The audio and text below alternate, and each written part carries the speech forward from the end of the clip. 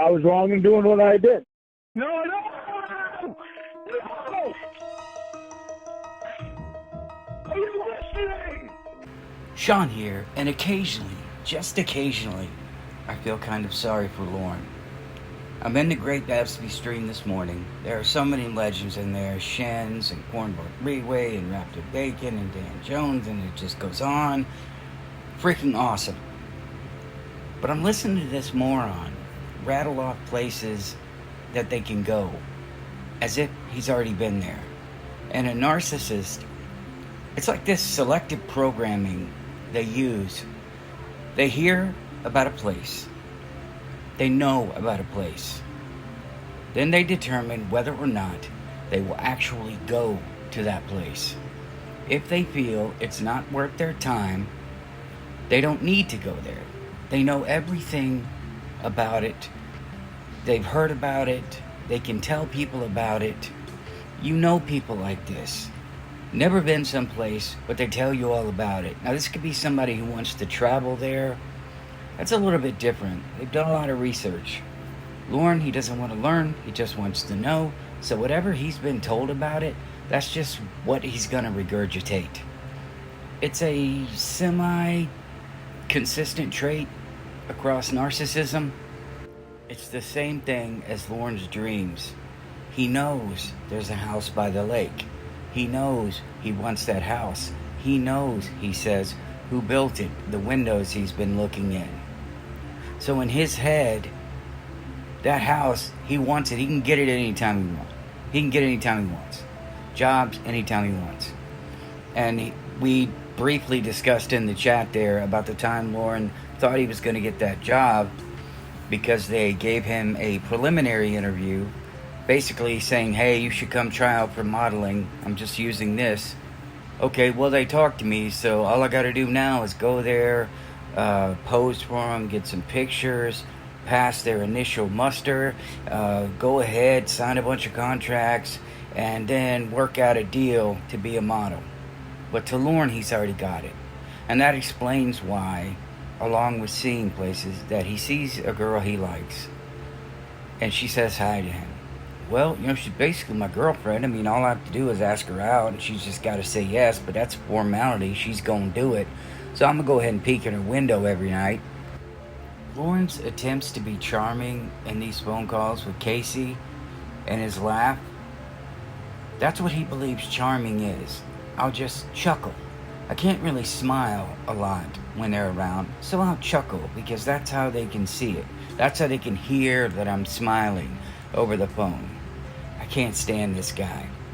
But when it comes to places to go, things to do, he hears what everybody else says, takes it, processes it, figures out for himself whether or not he wants to take the time or spend the money to go there, which we know when it comes to spending the money, he doesn't have it, nor would he spend it on anything like a trip, something he can't hold in his hand.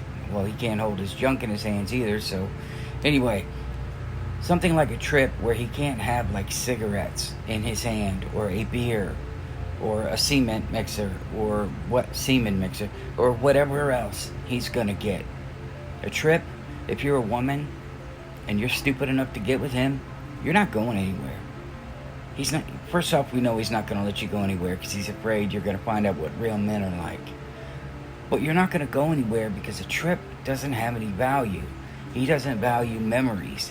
He doesn't value quality time. I'm getting ready to take my kids. I mean, it's going to cost a bit of money, but it's worth it because I want to have this time with him. And my daughter's going to bring a friend. We're going to make a trip out of it. And it's at the beach. So I know I'm going to have some good memories, some photos to look back at. You need those core memories with your kids so that when they get older, they'll have something to tell their kids. These memories are your way of being immortal, living through them. You never know what's going to happen on a trip. I still tell stories about what happened with my grandparents to my kids. My grandparents, my parents, me, and my kids. Look how many generations, at least lifetimes, I've passed that through just by telling those stories.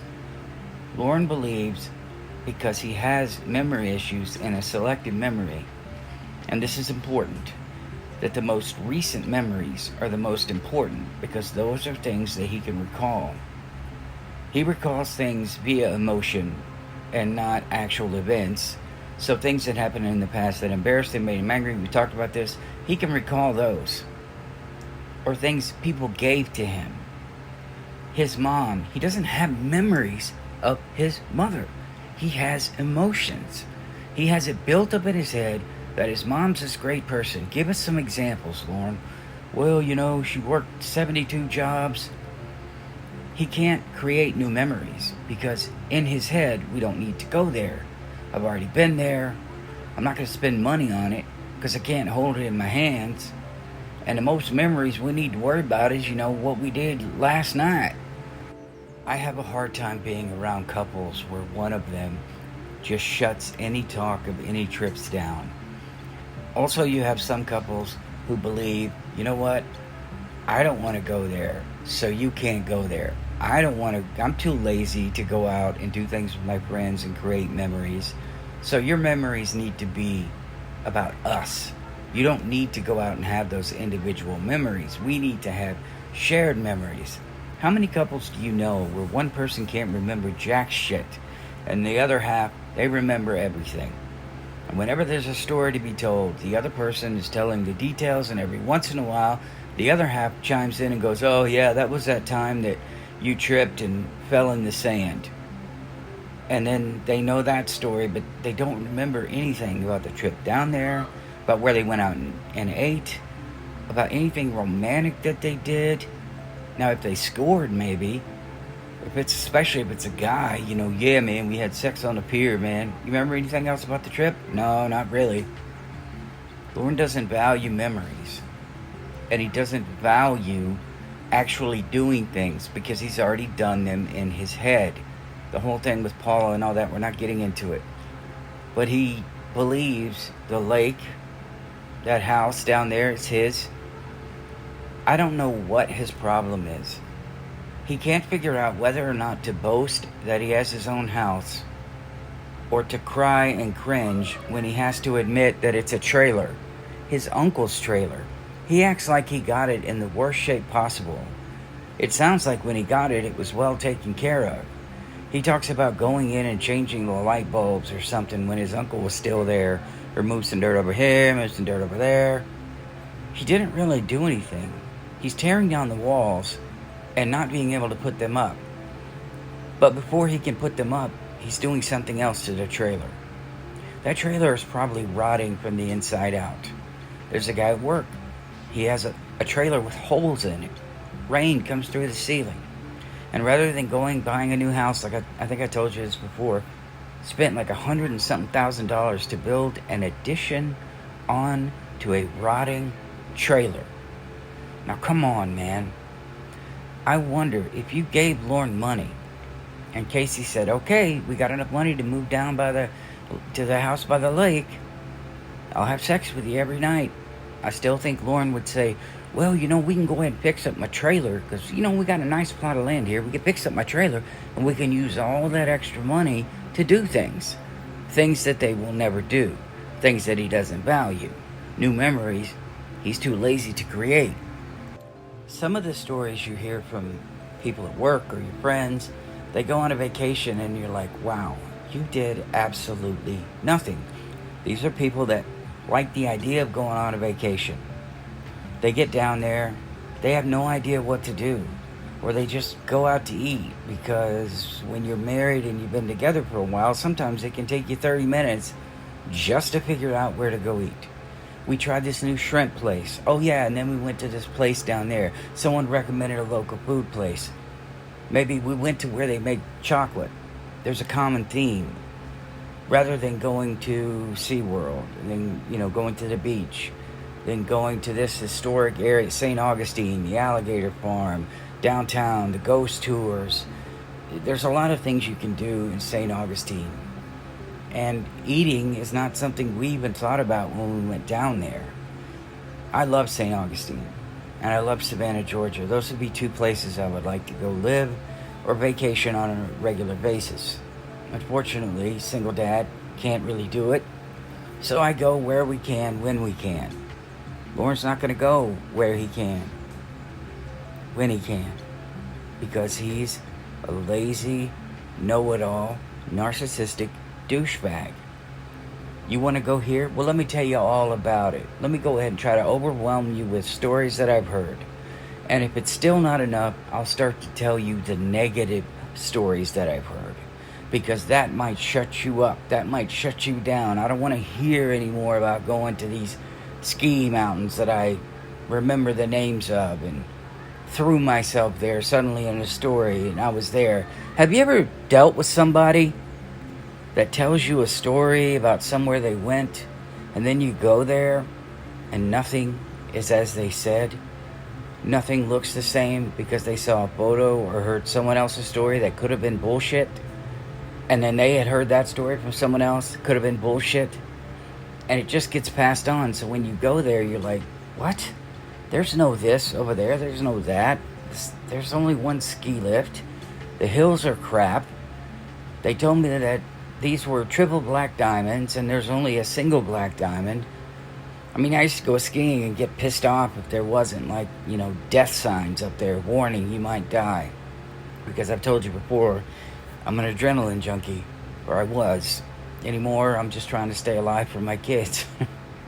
If you hear any high-pitched, frantic screaming, it is my son, playing gorilla tag, playing VR chat, and he screams, and everybody else on there screams, and it sounds like they're fighting, but they're actually playing, and it's quite annoying enough to where I have to shut the door. So if you hear that in the background, it's that psychotic, crazy game. But back to Lorne. Nothing would be done in a relationship with him if he's heard one negative story about something. It could be the greatest country in the world, but there's one negative story about traffic or about the subway or something like that. He's going to use that. You're done. You're not going to that country. He's heard all about it. He knows everything. So let's look at another country. This is what he does. We're not going to go to that country because I heard all about it. Let's pick a new country, one we don't know much about. Read about that. Find a problem with that. And then, well, let's look at another country. Install until you're dead. Because he's not going anywhere. Dan Jones made a comment that he thinks Lorne is ready to leave when his mom dies. And I thought to myself, you might be right. Where would he go, though? Where would he go? He only has the house by the lake that he's mentioned.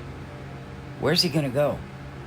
I mean, if Casey was real, maybe he'd go to California or Jamie, Florida, Texas, wherever they would go. He's not going anywhere unless somebody's there to support him.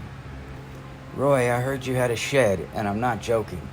You've got a shed. Well, you ain't using it. We can just move all your power tools, and he'd come up with a plan to move Roy's power tools underneath wherever he lives, and then Lorne could live in the shed. Because I know my man, Lorne Armstrong, is going to eventually live in some kind of vehicle, or he's parked on Roy's land or somebody's land, or parked out in the middle of the woods where nobody is. There was a security guard, and I had no idea about this. He lived out in the woods with a bunch of other homeless people in a tent. And he was an alcoholic, and we kind of knew that, so we tried to get him a new job. This is in Portland, Oregon, when I lived out there.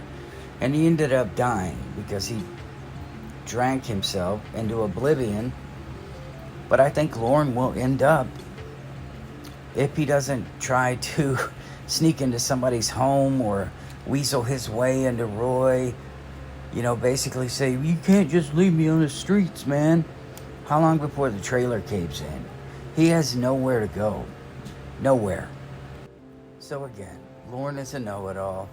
Once he hears stories about somewhere, he'll listen to them all, find the one that's going to prevent him from going with whatever woman was dumb enough to get with him, then say, okay, we'll look for a new one. As I said, stall. And likely, he will end up in that trailer for the rest of his life. And if anyone ever moved in there with him and decided they wanted to be with him, God help them, they would be in that trailer for the rest of their life. I love you guys. I'll see you in the next one. Hang on, I can't even catch my breath. Hang on. Yeah, this is what?